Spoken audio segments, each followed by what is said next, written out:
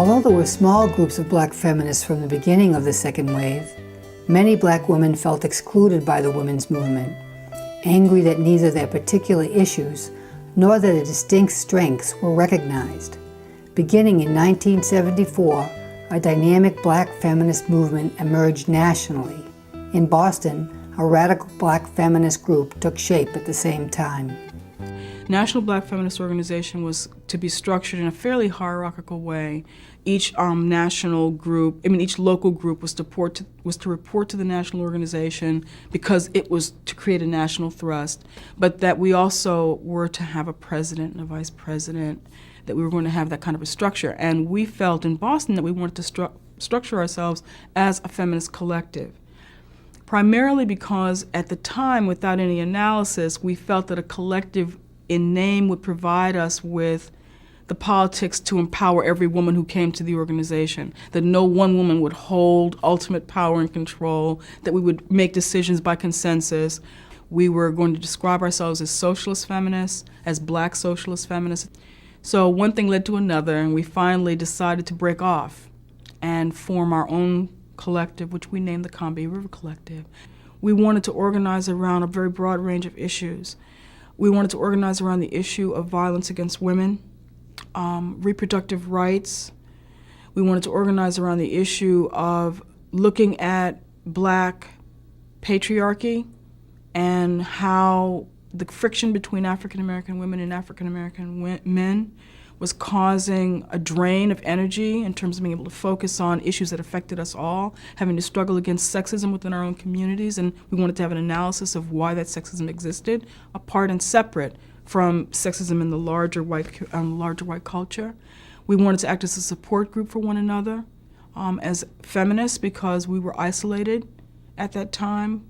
We were getting lots and lots of women, black women, coming from all across the city to our organization to become part of consciousness raising groups that we were running, to become part of the collective.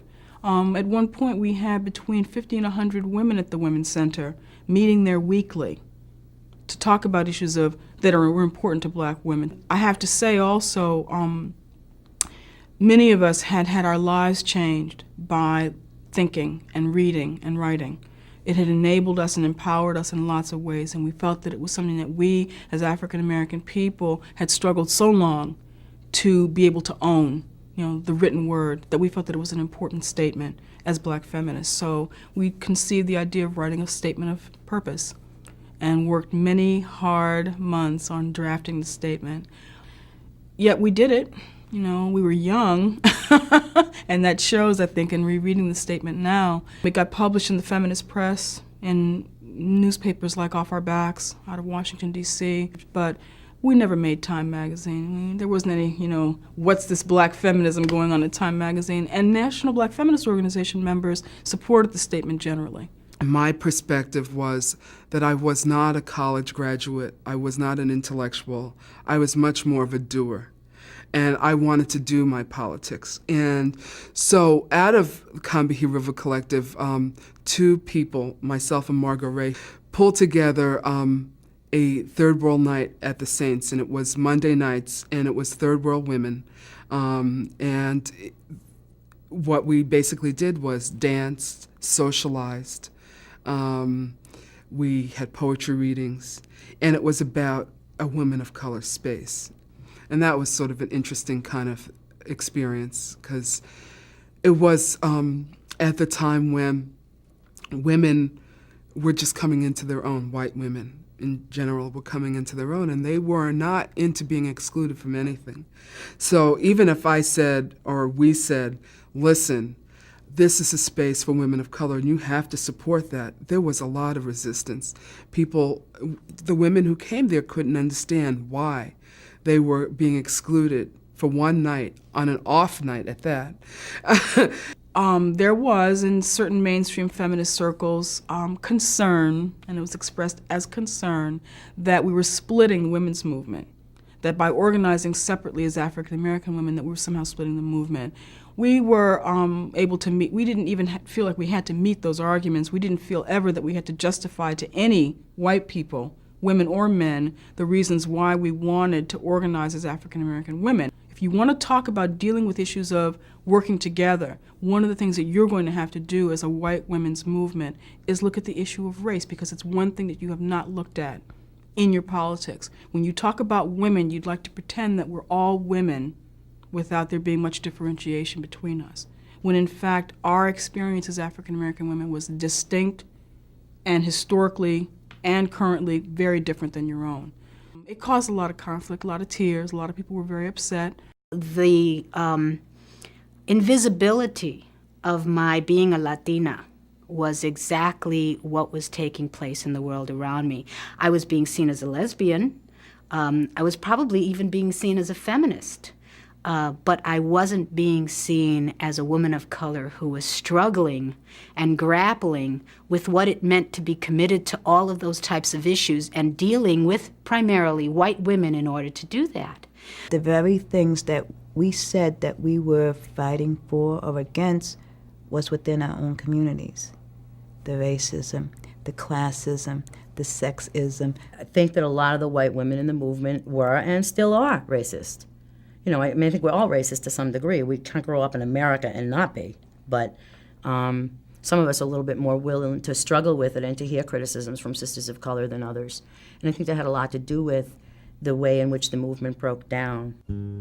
From as early as 1968, the FBI began to investigate the women's liberation movement.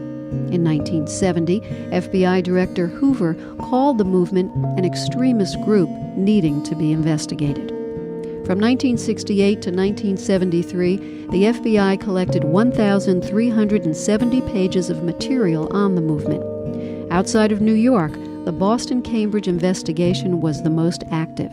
It concentrated on bread and roses and female liberation, but also included Harvard-Radcliffe SDS, Women's Committee, Boston Socialist Workers' Party, NOW, Media Women of Boston, Boston Women United, and the Boston Women's Abortion Coalition.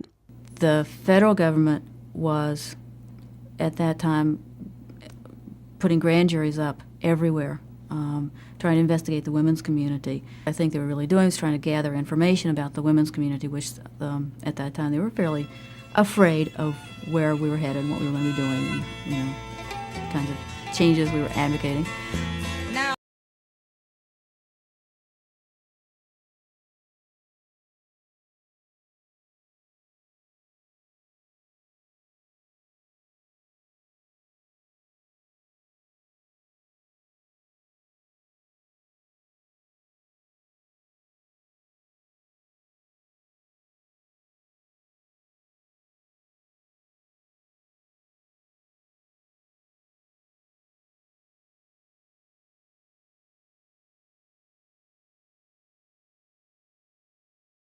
Remember what was going on with the whole issue of women in prison? Right. And the whole issue of the upsurge, according to the media, of the numbers of women who were being involved in organized crimes as part of the anti-feminist backlash. Mm-hmm. The way it was being touted was, this is what happens when you give women, when women step out of their place and become involved in crimes that have traditionally been male crimes. And the Coalition to Stop Institutional Violence had started right then, the proposal to lock up women with violent attitudes, quote unquote, in MCI Framingham, which was a scary proposal to all of us. That unit never opened, by the by. That's right. And what else was the groups? The Alliance Against Sexual Coercion had started from the base of working against sexual harassment at the workplace. The first such group in the country, actually, formed here in Boston. That's right. Boy, lots of activity, you know? And the Women Against Violence Against Women. We got the right, we got the right to fight. We got the right, we got the right, you know women got the right to fight. Yeah, we got the right, we got the right, we got the right. Calling attention to the extent of violence against women encouraged activists to listen to women victims of violence and to respond to their needs by organizing safe refuges for battered women and their children. Boston's Transition House was one of the first shelters in the country, and others followed. We're not talking about a slap on the wrist. We're not talking about a little shove. We're talking about fists to the face. We're talking about torture. We're talking about agony. This is battering. This is beating. This is hurt.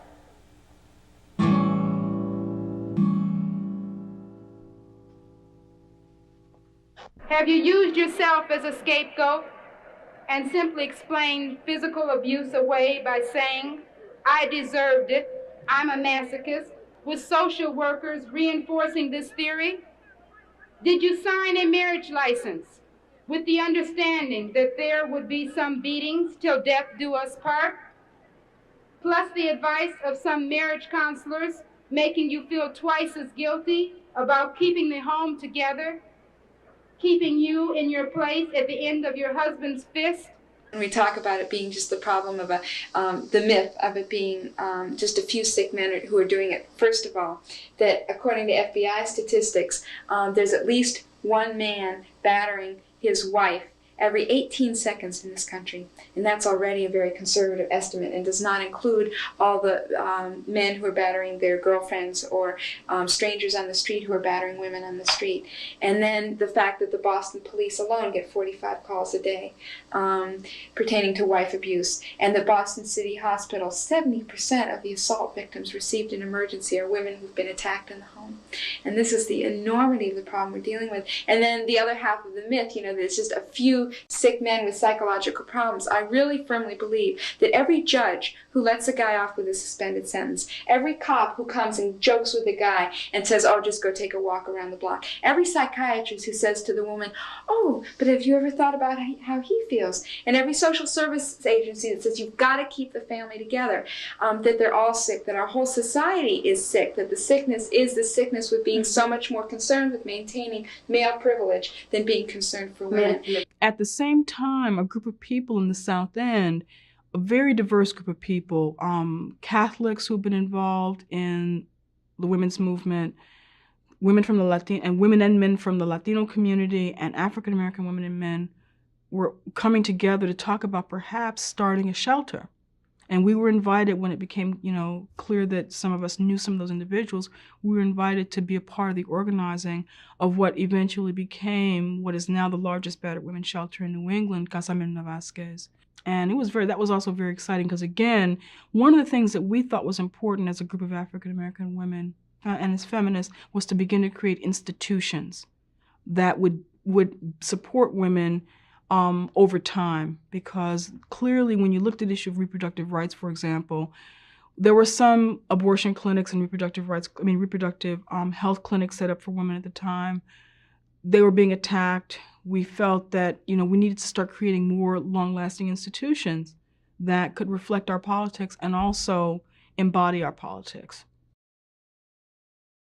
Another black woman was killed yesterday, and I just heard another white woman's body was found. That's 8 black women in 8 weeks, and there's not been any response from the police, from the government, from the mayor. No response of any kind to make us feel any safer. In the late 70s, gaining control over our bodies extended beyond individual and private concerns.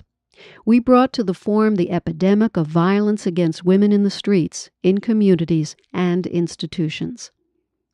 There were about 13 black women who were killed, and it really shook the community, the women's community, the black community. And what it proved to do, it was sort of galvanize those two communities, or many more communities than the black and the women's community, but it really brought lots of people together to look at violence against women.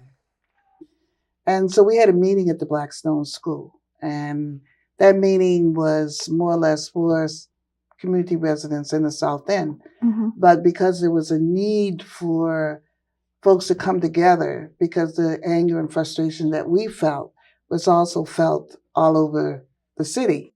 I remember a lot of people were coming to Crisis, I think it was every Tuesday, if I'm not mistaken, just to allay some of their fear that they had about what was going on, and to leave with ideas on how to deal with it. We even had a group to meet just to talk about what it meant to be a woman and live under the fear of death. Of course, like you said, some folks had recently graduated from Harvard. Some folks hadn't graduated from high school. But we were able to combine resources. Some people could speak and not write. And I think that sometimes, that at one time we had to really deal with the issue of being able to write and being able to punctuate, that didn't give you more power than somebody that could really more or less be good in knocking on doors and talking about the issues or their concerns about, what are you concerned about, what's happening in your neighborhood. And a couple of things happened. One is that women, in particular women of color, organized to do this Women of Color Against Violence thing. And two is that the broader women's movement at that point started looking at women's safety issues and how do we provide some safety net for women in our communities. And so the idea of this Green Light Safe House program was raised, and a group of women worked on organizing that, and at one point had 150 safe houses in Dorchester, I think Roxbury and JP too. I don't think it was just limited to Dorchester, but primarily it was Dorchester. And they basically put these green light bulbs on porches of houses that had been screened so that, if there were men in the house, there were also women in the house. So that if a woman were walking up the street and were attacked or assaulted or threatened in any way, she could go to a house with a green light on the porch.